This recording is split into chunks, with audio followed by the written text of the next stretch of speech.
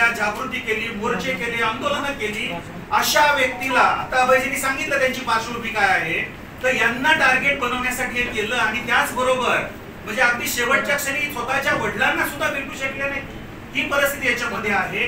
Overall त्यांच्याबद्दलचा जो पुरावा तपास यंत्रणेने सादर केला होता, कारण हे सांगणं आवश्यक आहे, मीडियामधनं हे दाभोळकर कुटुंबीय वेगवेगळ्या मीडिया ट्रायल करत राहिले, लोकांसमोर मांडत राहिले, परंतु आज वास्तविकता पुढं का नाही आली याच्यामध्ये.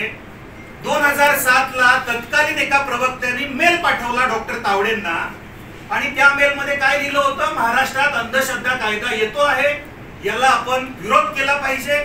दुसऱ्या दिवशी तत्काळ डॉक्टर तावडे यांनी त्याला संविधानिक पद्धतीने उत्तर दिलेलं होतं, होय आम्ही निवेदन देतोय.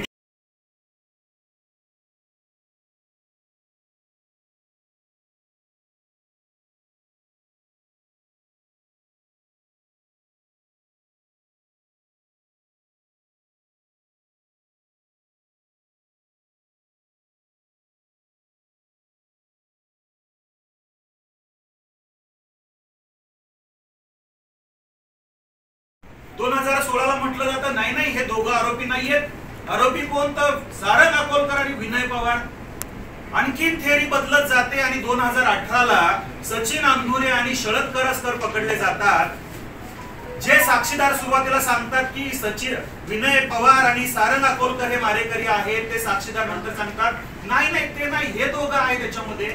म्हणजे नेमकं या प्रकरणामध्ये या तपास यंत्रणा कुठली कथानक रंगवत होती आणि ती रंगवलेली कथानक अपयशी ठरल्यामुळे खऱ्या अर्थाने आज यातले सनातनचे साधक असतील किंवा हिंदुत्वनिष्ठ असतील हे निर्दोष सुटलेले. त्याच्यामध्ये ज्या डॉक्टर तावडेंबद्दल आरोप केले गेले हे